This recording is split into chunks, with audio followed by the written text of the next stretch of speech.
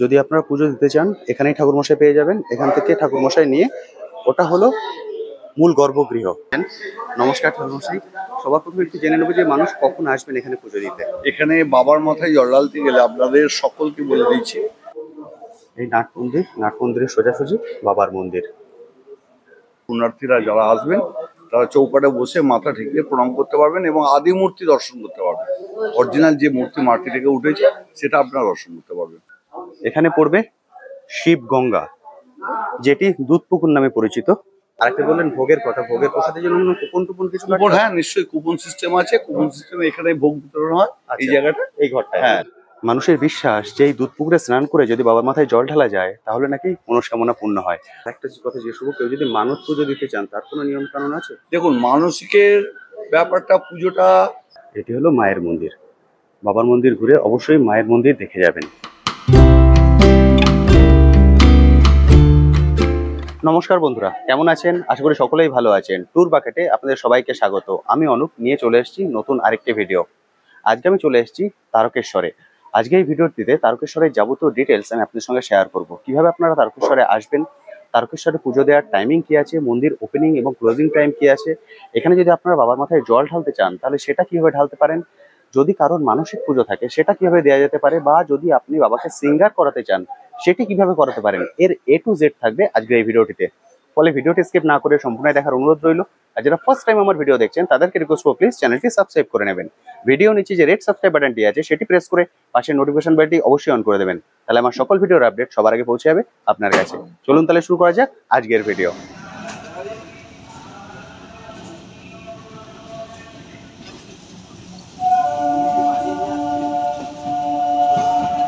সবার প্রথম আপনাদেরকে বলে দিই আপনি এখানে কিভাবে আসবেন। এখানে আসার সব থেকে সহজ উপায় হলো ট্রেন। আমি আজকে চলে এসেছি ট্রেনে করে, হাওড়া থেকে তারকেশ্বর লোকাল ধরে নিয়েছি। হাওড়া থেকে তারকেশ্বর লোকাল ধরে সোজা চলে এসেছি তারকেশ্বরে। আপনারা যদি চান হাওড়া থেকে, বালি থেকে, বা যে স্টেশন আপনাদের কাছে মনে হবে সেখান থেকে আপনারা তারকেশ্বর লোকাল ধরে নেবেন। তারকেশ্বর লোকাল ধরে সোজা চলে আসবে এই তারকেশ্বরে। এছাড়াও আপনারা বাসে করেও কিন্তু এখানে আসতে পারেন। তারকেশ্বরে এসে আপনাদের ট্রেন আসবে 3 নম্বর প্ল্যাটফর্ম। 3 নম্বর প্ল্যাটফর্ম থেকে ওভারব্রিজ পার করে চলে আসবেন 1 নম্বর প্ল্যাটফর্ম। 1 নম্বর প্ল্যাটফর্মের টিকিট কাউন্টারের ভিতর দিয়ে আমাদেরকে বাইরে বেরোতে হবে, সেখান থেকে আমরা টোটো পেয়ে যাব। তা চলুন এবার 1 নম্বর প্ল্যাটফর্মে টিকিট কাউন্টার দিয়ে বাইরে বেরিয়ে টোটো ধরে নিই, টোটো ধরেই সোজা মন্দিরে পৌঁছে যাব। ওটা হলো 3 নম্বর প্ল্যাটফর্ম, ওখানে ট্রেন এসেছিল, আমি ওখান থেকে ওভারব্রিজ পার করে চলে এসেছি 1 নম্বর প্ল্যাটফর্ম। এবার এই 1 নম্বর প্ল্যাটফর্ম দিয়ে সামনে দেখুন ওটা আছে টিকিট কাউন্টার, ওখান দিয়ে আমাদেরকে বাইরে বেরিয়ে যেতে হবে। এখান দিয়ে আমরা বাইরে বেরিয়ে যাব। এখান দিয়ে বাইরে বেরিয়ে গেলে সামনে আপনারা টোটো পেয়ে যাবেন, সেখান থেকে খুব সহজেই কিন্তু টোটো ধরে নিয়ে খুব সহজে আপনারা ওখানে পৌঁছে যেতে পারবেন।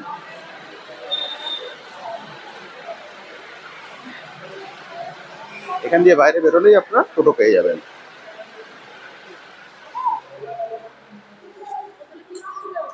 সামনেই আছে এখানে টোটো, এখান থেকে টোটো ধরেই আপনারা মন্দিরে চলে যাবেন। যদি চান পায়ে হেঁটেও যেতে পারেন, টোটো করেও চলে যেতে পারেন, মাথা পিছু খরচ পড়বে 10 টাকা। তা চলুন আমি টোটো ধরে নিয়ে টোটো করেই যাব। এখান দিয়ে চলে এসে এটা হলো গেট, এটা দিয়ে ঢুকে যাব। আপনারা এদিক দিয়েও যেতে পারেন, আমি এটা দিয়ে ঢুকে যাচ্ছি। সামনে যেটা দেখছেন এটা হলো পার্কিং। যদি গাড়ি পার্কিং করতে চান তাহলে এখানে পার্কিং করতে পারেন। এটা হলো পার্কিং এর চার্জ, এখানেই স্লিপ করে আপনারা এখানেই পার্কিং করতে পারবেন। এখান থেকে আপনারা ডালা, মালা, ফুল সবকিছু কালেক্ট করতে পারবেন। পরপর দোকানগুলো আছে, দেখুন পরপর লাইন দিয়ে এখানে দোকানগুলো আছে, এখান থেকে আপনারা সবকিছু কালেক্ট করে নিতে পারবেন। এটি হলো মূল মন্দির। এখান থেকে আপনারা একদম মূল মন্দিরে ঢুকে যাবেন। বাবার বিগ্রহ ওই সামনে, ওখানেই আছে বাবার বিগ্রহ। এখান থেকে আপনারা একদম মূল মন্দিরে ঢুকে যাচ্ছেন। এখান থেকে আপনাদেরকে পুজো দিতে হবে। যদি আপনারা পুজো দিতে চান এখানেই ঠাকুরমশাই পেয়ে যাবেন। এখান থেকে ঠাকুরমশাই নিয়ে ওটা হলো মূল গর্ভগৃহ, ওখানেই বাবার ঘর। ওই যে গর্ভগৃহ ঠাকুরমশাই ঢুকছেন ওটি হলো গর্ভগৃহ, ওখানেই বাবা আছেন। যেহেতু আমি দুপুরবেলায় এসেছি সেই জন্য জায়গাটা একদম ফাঁকা, এবং ফাঁকা ফাঁকায় আমি পুজো দিতে পেরেছি। ওটি হলো বাবার মূল মন্দির, গর্ভগৃহ ওখানে। আর এটি হলো নাট মন্দির। আর এই নাট মন্দিরের সামনেই হলো ধূপ মোমবাতি যদি দিতে চান তাহলে সেটা আপনাদেরকে এদিকে দিতে হবে। এখানে আপনারা ধূপ এবং মোমবাতিটা জ্বালাতে পারবেন। নন্দী মহারাজ এখানে আছেন, আর সামনেই বাবার মন্দির। এটি হলো নাট মন্দির।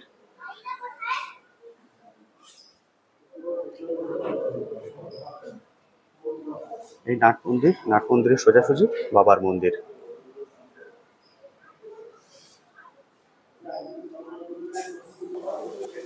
তো আমি পুজো দিয়ে এলাম, আমি খুব ভালোভাবে পুজো দিতে পেরেছি, কারণ এখন যেহেতু দুপুরবেলা, এখন কিন্তু একদমই ভিড় নেই, সেই জন্য কোনো রকম লাইন আমাকে দিতে হলো না। খুব সুন্দরভাবে বাবার কাছে গিয়ে আমি পুজো দিতে পেরেছি। ফলে আপনারা যদি নিরিবিলিতে পুজো দিতে চান, তাহলে আপনাদেরকে আসতে হবে দুপুরবেলার সময়টায়। সকালে এবং বিকালে সবসময় কিন্তু ভিড় থাকে, শুধুমাত্র ওই দুপুরের টাইমটায় একটু খালি থাকে, সেই সময় আপনারা নিরিবিলিতে পুজো দিতে পারবেন। আমি খুব সুন্দরভাবে পুজো দিয়ে এসেছি। এবার চলুন মন্দিরে ঠাকুরমশাইয়ের সঙ্গে কথা বলে নিই। মন্দিরে ঠাকুরমশাইয়ের সঙ্গে কথা বলে মন্দির কখন ওপেন হয়, কখন ক্লোজ হয়, এখানে পুজো দেওয়ার পদ্ধতি কি, যদি বাবার মাথায় জল ঢালতে চান সেটা কিভাবে ঢালতে পারেন, এছাড়া যাদের মানসিক পুজো আছে তারা যদি মানসিক পুজো দিতে চান সেটা কিভাবে দিতে হয়, এর যাবতীয় ডিটেলস ওনার সঙ্গে কথা বলে জেনে নিই। আমি এখন চলে এসেছি ঠাকুরমশাইয়ের কাছে, ওনাকে রাজি করিয়েছি একটু কথা বলার জন্য, উনি রাজি হয়েছেন।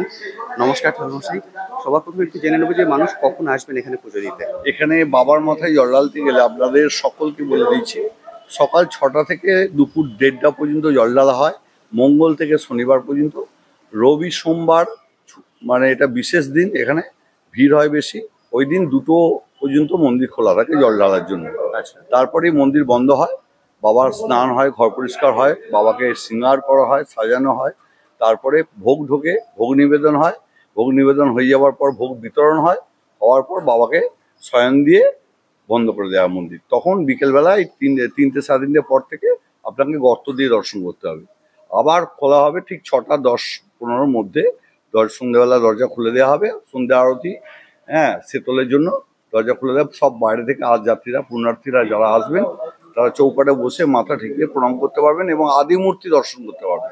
অরিজিনাল যে মূর্তি মাটি থেকে উঠেছে সেটা আপনারা দর্শন করতে পারবেন। সেটা কি শুধুমাত্র সন্ধ্যেবেলা দর্শন? সন্ধ্যেবেলা সেটা এই যে মূর্তিটা এখন দেখলেন আপনি, ওই মূর্তিটাই দরজা খোলা অবস্থায় দেখবেন সন্ধ্যাবেলা খুব ভালোভাবে খুব দেখা ভালোভাবে দেখা যাবে। আচ্ছা, আমি যেহেতু এখন দরজা বন্ধ আছে, হ্যাঁ, গর্ত দিয়ে গর্ত দেখলাম। দিয়ে দেখবেন।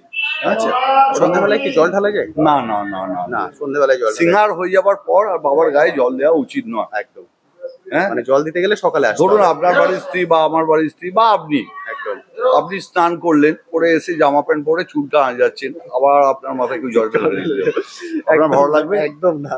আমরা তো এইভাবেই দেখি দেবতাকে। ঠিক। হ্যাঁ, তো যাতে যতটা রক্ষা করা যায় বাবাকে সেইভাবে। আচ্ছা, আরেকটা বললেন ভোগের কথা, ভোগের প্রসাদের জন্য কোনো কুপন টুপন কিছু কুপন, হ্যাঁ নিশ্চয়ই কুপন সিস্টেম আছে। কুপন সিস্টেমে এখানে ভোগ বিতরণ হয় এই জায়গাটা, এই ঘরটা? হ্যাঁ। আচ্ছা, দুপুরবেলা, দুপুরবেলায়? হ্যাঁ দুপুরবেলা ভোগ বিতরণ হয়। কুপন আর কখন কাটবেন? কুপন আপনি সকালে 6টায়ও কাটতে পারেন, বেলা 12টায়ও কাটতে পারেন, আবার যখন ভোগ বিলি হয় তখনও গিয়ে কাটতে পারেন। আচ্ছা, কোনো বাধ্যবাধকতা নেই? বাধ্যবাধকতা নেই যে 10টার মধ্যে কাটতে হবে, নাহলে আপনি আর পাবেন না। একদম ঠিক। ঠিক আছে, ঠিক আছে, বিলি হচ্ছে রানিং অবস্থা, আপনি কি কেটে নিয়ে এসে দিতে পারেন, সেভাবে দেওয়া যেতে পারে। দিতে পারেন। আচ্ছা, আর অনেক এনি অ্যামাউন্ট, কোনো বাধ্যবাধকতা নেই। আচ্ছা, কোনো ফিক্স না, অ্যামাউন্ট না, নেই? না।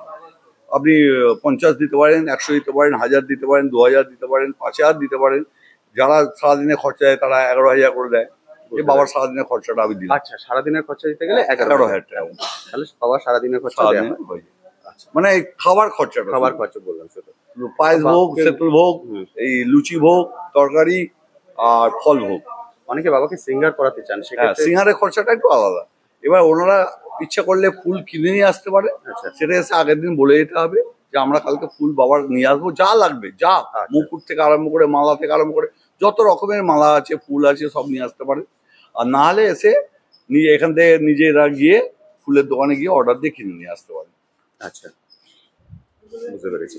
আর একটা কথা জিজ্ঞেস করবো, কেউ যদি মানত পুজো দিতে চান তার কোনো নিয়ম কানুন আছে? দেখুন, মানসিকের ব্যাপারটা, পুজোটা সত্যি কথা বলতে কি, এখানে মানসিক তো অনেক কিছু ধরনের মানসিক হয়। একদম। এবার ধরুন আপনাকে আমি বললাম পুজো করার আগে মানসিক আপনার আছে, আপনি কি সংকল্প দক্ষিণা দিতেই চান। আচ্ছা, আপনাকে একটা অ্যামাউন্ট, এনি অ্যামাউন্ট একটা বললাম, আমি 1000, 500, 2000 বলবো, নিশ্চয়ই বলবো, যেহেতু আমাদের 108 জন পালাদার আছে, সবাইকে দিতে হয় এবং কিছু মন্দিরে যায়। হ্যাঁ, খরচা বাবার সেবাতে আমরা করি, পুরোহিতরা। তো সেই জন্য একটা টাকা, এবার সেই চুলের পুজো করতে হয়, বা ধরুন কোনো একটা কিছু মানসিক আছে, পূর্বের মানসিক আছে, সেটা শুরু করতে হচ্ছে, সেই ব্রাহ্মণকে 4বার পুজো করতে হবে। আচ্ছা, ওই নাম সংকল্প নিয়ে 4বার তাকে পুজো করতে হবে। আপনি একবার করে চলে গেলেন, কিন্তু 3বার এক্সট্রা তাকে করতে হবে। আচ্ছা, তার একটা খাটনি আছে, সেই জন্য একটা অ্যামাউন্ট বলা হয়। আচ্ছা। এবার ধরুন সেটা মানসিকের পরে ডিপেন্ড করে। হ্যাঁ, এবার আমি বললাম 5,000 টাকা লাগবে আপনার পুজো মানসিকটা শোধ করতে।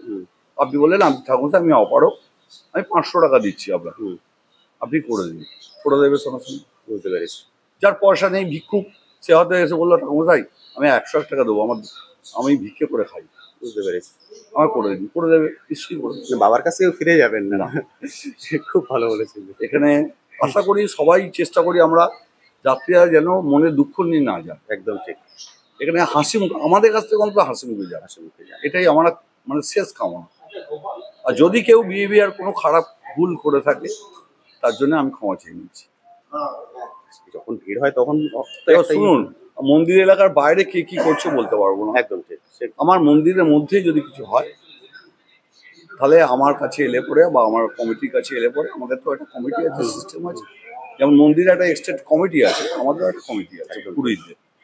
আমাদের কাছে এলে আমরা টেক আপ করি, ব্যাপারটাকে মিটিয়ে দেওয়ার চেষ্টা করি, এবং যাতে যাত্রীর কোনো রকম অসুবিধা না হয়। ইভেন এমন পর্যন্ত হয় যাত্রীরা বাড়ি যাওয়ার সময় পয়সা নেই, এসে কাঁদছে। আমি অন্তত ব্যক্তিগতভাবে বলছি, আমি অনেক লোককে এরকম টাকা দিয়েছি, বাড়ি যাবে, খাওয়া দাওয়া করে যাতে হবে। দান করলে সেটা কিন্তু ভগবান রিটার্ন দেয়, একদম কেউ না দিক, ভগবান ভগবান দেবেন। দেবেন। হ্যাঁ, আমার জীবনের প্র্যাকটিক্যাল ঘটনা বলছি, এই ছেলেটি সাক্ষী আছে, এরা সাক্ষী আছে, সবাই আছে। একটা ম্যাড্রাসি যাত্রী একদিন সন্ধ্যেবেলা এলেন, এই আগের বছরে শীতকালে, একটা বাচ্চা ছেলে নিয়ে, স্বামী স্ত্রী বাবা মা, ঠিক আছে, আমার এই মোবাইলে ছবি নিলে দেখাটা, এসে হাওয়া করে কান্নাকাটি করছে, এখানে হচ্ছে টাকাতে হচ্ছে, আমি ওখানে বসে আছি, কি হয়েছে রে বাবা? এবার হিন্দুস্তানি দারোয়ান ছিল, ওনাকে বলছে যে এরকম আমরা তারাপীঠ গেছিলাম, আমার তারাপীঠে সব মানিব্যাগ ফানিব্যাগ সব চোট হয়ে গেছে, আমরা এখন অন্ধ্র যাবো, কি করে যাবো? আচ্ছা। কিছু উপায় নেই। এবার কেউ গুরুত্ব দিচ্ছে না, অন্ধ্র যাওয়া মানে বিশাল ব্যাপার। হ্যাঁ, আমি ওখান থেকে শুনতে পেয়ে বললাম কি হয়েছে রে, কি বলছে? বলছে এই ব্যাপার, বাচ্চাটা আমার নাতির মতো, আচ্ছা। ছোট। ছোট। আমার দেখে না বুকটা ফেটে গেল। আমি বাবা তোমার কত লাগবে বাড়ি যেতে? ওরা বলছে আপনি আমাকে দয়া করে একটু হেল্প করুন, আমি গিয়ে আপনাকে পাঠিয়ে দেবো। আমার একটু বুদ্ধির ভুল হয়েছে, আমি যদি বলতাম যে আপনি ওনাকে গুগল করতে বলুন, টাকাটা পাঠিয়ে দিতে বলুন, তাহলে আমি দিয়ে আপনাকে ক্যাশ দিয়ে দিচ্ছি, তখন আর ওই বাচ্চাটাকে দেখে আর মাথায় রাখতে পারিনি। আপনার কত টাকা চাই? উনি বললেন যে আমার মোটামুটি 2700 টাকা ভাড়া, আমি অন্ধ্র চলে যেতে পারবো। এবার আমি 2700 টাকা ভাড়া, অন্ধ্র চলে যাবে, খাওয়া দাওয়া কি করবে, বাচ্চা আছে, সেটা কোনো সম্ভব নাকি? না না, আমরা ঠিক চলে যাবো। তখনও আমার ডাউট হয়নি। এবার ফোন নাম্বার দিয়েছে, ছবি তুলেছে আমার সঙ্গে। আমি একজনের সঙ্গে 3000 টাকা ধার করে, আমার কাছে 300 টাকা ছিল, 3300 টাকা হাতে দিলাম, যেতে খাওয়া দাওয়া করবেন, ভালোভাবে যাবেন, আর পৌঁছে ফোন করে পারলে বা দিয়ে যাবেন, দেবেন। আমি বুঝতে পারছি যখন দিচ্ছি যে এটা আমার যাচ্ছে মনে হচ্ছে, ঠিক আছে। আচ্ছা।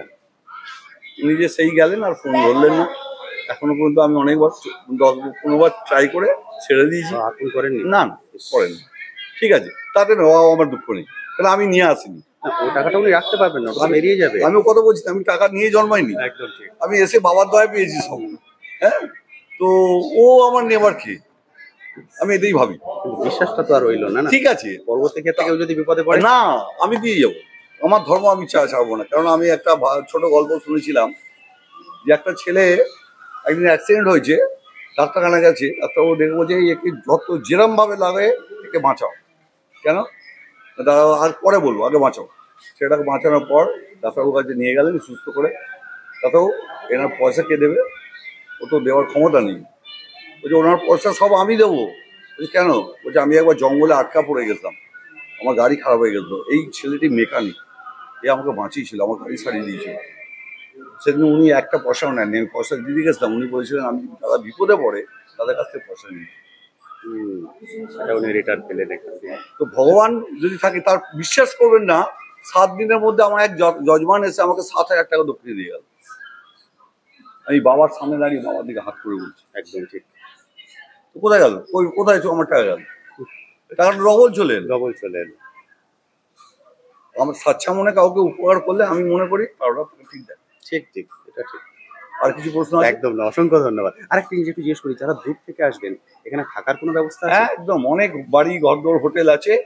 ওনাদের উচিত প্রত্যেক বাড়িতে গিয়ে আগে ঢুকে জিজ্ঞেস করা এবং প্রত্যেকের আধার কার্ড বা আই কার্ড নিয়ে বাড়িতে আসা। আচ্ছা, কারণ বহু সিঙ্গেল লোককে ঘর দেওয়া হয় না এখানে, আচ্ছা। কেউ দেয় না, আচ্ছা। কোনো সিঙ্গেল লোককে নয়, ঠিক আছে। ফ্যামিলি নিয়ে এলে ফ্যামিলি নিয়ে এলে যে কেউ ঘর নিয়ে নেবে। আচ্ছা, আপনি আগের দিন আসতে পারেন বিকেলবেলা করে, এসে ঘর নিলেন, কথা বলে ঘর নিলেন, এসি নিতে পারেন, সাধারণ ঘর নিতে পারেন, একদম ঠিক। নিয়ে তারপর দিন সকালে পুজো করে চলে যাবেন। অসংখ্য ধন্যবাদ, নমস্কার। আসুন। এটি হলো মূল মন্দির। মূল মন্দিরের এই রাস্তা দিয়ে যদি আপনারা সামনে এগিয়ে আসেন, একটু সামনে এগিয়ে এলেই এখানে পড়বে শিব গঙ্গা, যেটি দুধপুকুর নামে পরিচিত। এটি মন্দিরের পশ্চিম পাড়ে অবস্থিত। এটি হলো দুধপুকুর। মানুষের বিশ্বাস যে এখানে স্নান করে যদি বাবার মাথায় জল ঢালা হয় তাহলে মনস্কামনা পূর্ণ হয়। অপূর্ব সুন্দর লাগছে কিন্তু। বিকেলে সূর্যটা নেমে এসছে আর সেই সূর্যের রশ্মিটা পড়েছে জলে, অপূর্ব সুন্দর লাগছে। দুধপুকুরটি কিন্তু অনেকটাই বড়। আর এদিক দিয়ে পুরো রেলিং করে রাখা আছে। শ্রাবণ মাসে এখানে পুরো লাইন পড়ে যায় বাবার মাথায় জল ঢালার জন্য। মানুষের বিশ্বাস যে এই দুধপুকুরে স্নান করে যদি বাবার মাথায় জল ঢালা যায় তাহলে নাকি মনস্কামনা পূর্ণ হয়। ফলে আপনারা যখন এখানে আসবেন অবশ্যই কিন্তু বাবার মাথায় জল ঢালবেন। এখানে দোকানেই আপনারা ঘটি পেয়ে যাবেন, এখানে স্নান করে জল নিয়ে নেবেন, জল নিয়ে বাবার মাথায় ঢালতে পারেন। ঠাকুরমশাইয়ের কাছ থেকে আপনারা মন্দির ওপেনিং এবং ক্লোজিং টাইমটা জেনে গেছেন, কিন্তু যদি আপনারা মন্দির বন্ধ হওয়ার সময় আসেন, অর্থাৎ যখন মন্দির বন্ধ আছে, অর্থাৎ আমি যেমন এসেছি এখন কিন্তু গেট বন্ধ, ফলে আমি সরাসরি বাবার মাথায় জল ঢালতে পারবো না। সেক্ষেত্রে আপনাদের চৌকাঠে জল ঢালতে হবে, অর্থাৎ জল ঢালার যে সময় তারপরে যদি আপনারা আসেন তাহলে আপনারা জল ঢালতে পারবেন, কিন্তু সেই জল বাবার মাথায় জল ঢালতে পারবেন না। সরাসরি মন্দিরের চৌকাঠে আপনাদেরকে জল ঢালতে হবে। তবে আমি বলবো সকালের দিকে আসুন, যদি বাবার মাথায় জল ঢালার মনস্কামনা আপনাদের থাকে অবশ্যই সকালের দিকে আসুন, এসে স্নান করুন, করে পবিত্র হয়ে বাবার মাথায় জল ঢালুন। এটা হলো বাবার মন্দির। বাবার মন্দিরের এই রাস্তা দিয়ে যদি আপনি চলে আসেন, ওটি হলো বাবার মন্দির। ওখান দিয়ে পাশ দিয়ে চলে এলে এটি হলো মায়ের মন্দির। বাবার মন্দির ঘুরে অবশ্যই মায়ের মন্দির দেখে যাবেন। মায়ের মন্দির মূল দরজা এখন বন্ধ, কারণ এখন বাজে 4:50। মূল মন্দির বন্ধ। ওখানে দুটো গর্ত করা আছে, ওখান দিয়ে আমি দর্শন করেছি। ফলে আপনারা যদি মন্দির খোলার সময় আসেন তাহলে কিন্তু দর্শন করতে পারবেন। এটি হলো মায়ের মন্দির। বাবার মন্দির দর্শন করে অবশ্যই মায়ের মন্দির দর্শন করবেন। যদি ধূপ ধুনো দিতে চান সেটা এখানে দিতে হবে, ধূপ মোমবাতি যা দিতে চান সেটা এখানে দিতে হবে। আর এটি হলো মায়ের মন্দির। আমার পিছনে যেটি দেখছেন এটি হলো নারায়ণ মন্দির। প্রথমে বাবার মন্দির দেখালাম, মায়ের মন্দির, এবার চলে এসেছি নারায়ণ মন্দিরে। অবশ্যই এই মন্দিরগুলো যখন আসবেন ঘুরে দেখবেন। এটি হলো নারায়ণ মন্দির। দরজা এখন বন্ধ আছে যেটা বললাম, যেহেতু দুপুরের টাইম। এটা হলো সিঁড়ি, এখান দিয়ে এসে এটা হলো বাবার মন্দির। বাবার মন্দিরের পিছনেই নারায়ণ মন্দির, একদম বাবার মন্দিরের পিছনে। এখানে আপনারা ধূপ মোমবাতি দিতে পারবেন। একদম বাবার মন্দিরের পিছনে নারায়ণের মন্দির। চলুন এবার চলে যাই। সামনে যেটি দেখছেন এটি বাবার মন্দির। বাবার মন্দিরের একদম পিছনে নারায়ণ মন্দিরটি। এখানে আপনারা পরপর অনেকগুলি দোকান পেয়ে যাবেন। যদি কিছু কিনতে চান, পুজো সামগ্রী, তার যাবতীয় কিছু এখানে আপনারা পেয়ে যাবেন। আমি কিছুটা আপনাদের সঙ্গে শেয়ার করে দিচ্ছি, অর্থাৎ তাহলে আপনারা ধারণা করে নিতে পারবেন যে এখানে এলে আপনারা কি কি জিনিস পাবেন। অর্থাৎ পুজোর যাবতীয় জিনিস আপনারা এখান থেকে কালেক্ট করে নিতে পারেন। প্রচুর শিবলিঙ্গ আছে এখানে।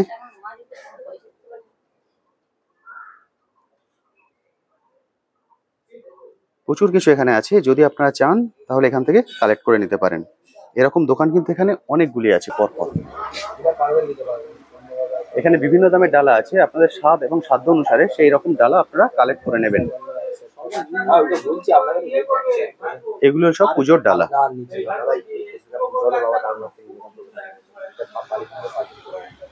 আমি এখান থেকে ডালা কালেক্ট করে নিয়েছি। আমি 251 ডালা কালেক্ট করে নিয়েছি। 251 ডালা কালেক্ট করে নিয়ে ভিতরে গিয়ে পুজো দিয়েছি।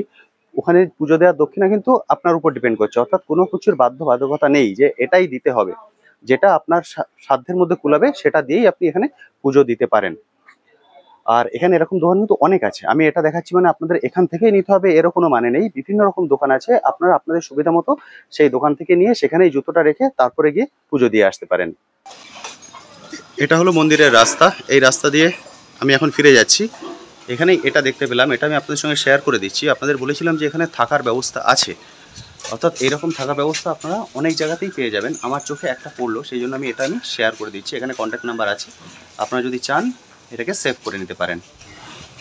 এই যে যাত্রী নিবাসটা আপনাদেরকে দেখালাম, এরকম যাত্রী নিবাস কিন্তু এখানে অনেক পেয়ে যাবেন, ফলে আপনাদের কিন্তু বুক করে আসার দরকার নেই, এখানে এসেই আপনারা বুক করতে পারেন এবং আমার মনে হয় সেটা বেশি ভালো হবে। বার্গেনিং করে আপনাদের সাধ্যের মতো এবং স্বাদ অনুযায়ী নিতে পারবেন। আমি একটা চোখে পড়লো তাই আপনাদের সঙ্গে শেয়ার করে দিলাম, তবে আমার মতে আপনারা এখানে আসুন, এসে বুক করুন। তো বন্ধুরা, আজকের ভিডিওটি আমি এখানেই শেষ করছি। কেমন লাগলো আজকের ভিডিওটি অবশ্যই ভিডিওর কমেন্ট সেকশনে লিখে জানাতে ভুলবেন না। আর এই বিষয়ে যদি আপনার কোশ্চেন থাকে সেটাও লিখে জানাতে পারেন, আমি আমার সাধ্যমতো উত্তর দেওয়ার চেষ্টা করব। আজ তবে আসি, আবার আপনার সঙ্গে দেখা হবে নতুন একটি ভিডিও নিয়ে, নতুন একটি জায়গায়। তবে আমি রিকোয়েস্ট করবো সময় সুযোগ করে এসে একদিন ঘুরে যান, কথা দিচ্ছি ভালো লাগবে। ভালো থাকবেন।